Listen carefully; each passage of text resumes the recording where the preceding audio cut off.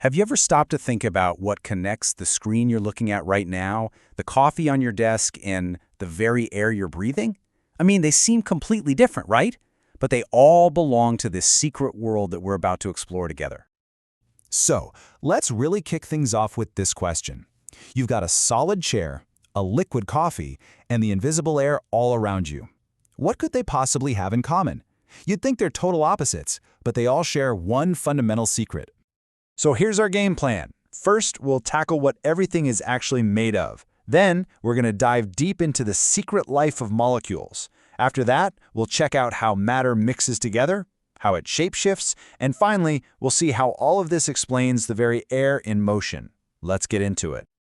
Okay, so what is that big secret? What's the one thing that connects your chair, your coffee, and the air?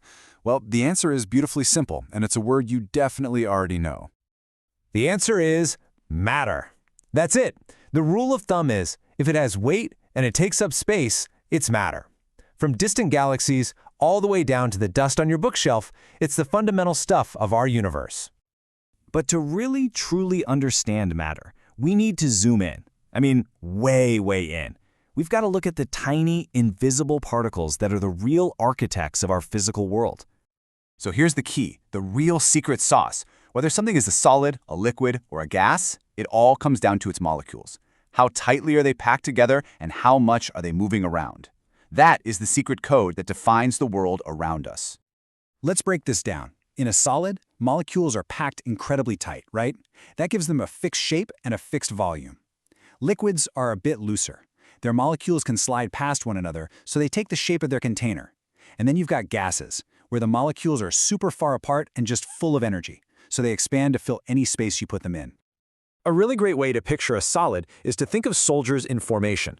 The molecules are pretty much locked in place, just vibrating slightly, but holding a rigid, definite shape. Now for liquids. Imagine a huge crowd at a concert. People are still packed in pretty close together, but they can slide past each other, move around, and flow. That's exactly why a liquid takes the shape of its container, but still has a fixed volume. And finally, gases are like a mosh pit. Seriously, the molecules have so much energy they're just bouncing off the walls and each other, flying in every direction to fill the entire room. It's pure, chaotic energy. Okay, so we've got a handle on what matter is and how its molecules behave. But what happens when different types of matter, well, mingle? This is where the chemistry of our daily lives really starts to happen. You know, whenever you mix salt in water, you're actually performing a little chemistry experiment. The water is the solvent. It's the thing doing the dissolving. The salt is the solute. That's what gets dissolved. And that salty water you end up with, boom, that's a solution, a perfectly uniform mixture. And water is an absolute superstar at this. It's called the universal solvent for a very good reason. Here's a little bit of science magic. Water molecules have a slight positive charge on one end and a negative charge on the other. This polarity makes them act like tiny magnets, literally pulling apart the molecules of other substances. It's why water can dissolve more things than any other liquid, making it totally essential for life. And it's not just solids. Gases can dissolve in liquids too. That super satisfying psst sound when you open a can of soda, that's just carbon dioxide gas, which was forced to dissolve into the liquid under high pressure, making its grand escape, its solubility in action. Matter is rarely static. It's a constant shapeshifter. But think about this. What's the real difference between an ice cube melting and a log of wood burning? I mean, they're both changes, but they are two fundamentally different types of change. Here's the big distinction. A physical change, like ice melting, is just a change of state. The molecules are the same, it's still H2O, and it's usually reversible. You can freeze it right back into ice. But a chemical change, like burning wood, that's a total transformation. The wood reacts with oxygen to create entirely new substances like ash and smoke. You can't turn that ash back into a log. The key question is always, was something new created? All right, let's zoom back out and apply everything we've just learned to something huge and invisible that's all around us right now, the air. So, what exactly is air? Well, it's not a single substance. It's a mixture of gases. Most of it is nitrogen at a whopping 78%. But it's that 21% of oxygen that's absolutely critical for life.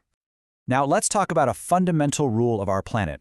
When air heats up, its molecules spread out, it becomes less dense, so less packed together, and it rises. Then cooler, denser air rushes in to fill the empty space. This simple cycle of movement, called convection, drives everything from our weather to the ventilation in our homes. You can see this perfectly at the beach. During the day, the land gets hot really fast, so that warm air rises, and cool air blows in from the sea to replace it. That's a sea breeze. At night, the whole thing reverses. The land cools down, so the sea is now warmer, and the breeze blows from the land out to sea. It's this beautiful, daily dance of matter and motion. And guess what? This isn't just for beaches. The exact same principle is at work inside your home. We just call it ventilation, and it's incredibly important. So why does it matter? Well, the warm air we breathe out is full of carbon dioxide. Good ventilation lets that warm, impure air rise and exit while pulling in fresh, cool air. It also gets rid of smells and prevents the kind of dampness that can lead to unhealthy mold. It's just basic physics keeping us healthy. And that entire cycle of circulation, the sea breezes, the ventilation in your room, it's all about one thing: making sure we have a fresh supply of this vital gas. It's only 21% of the air, but that constant motion makes all the difference for our survival. So the next time you see steam rising from your coffee, or feel a cool breeze on your face, or hear a soda can fizz, you'll know the secret. It's the invisible dance of molecules. It's the secret world of matter, and now you have the key. So what everyday magic will you notice next?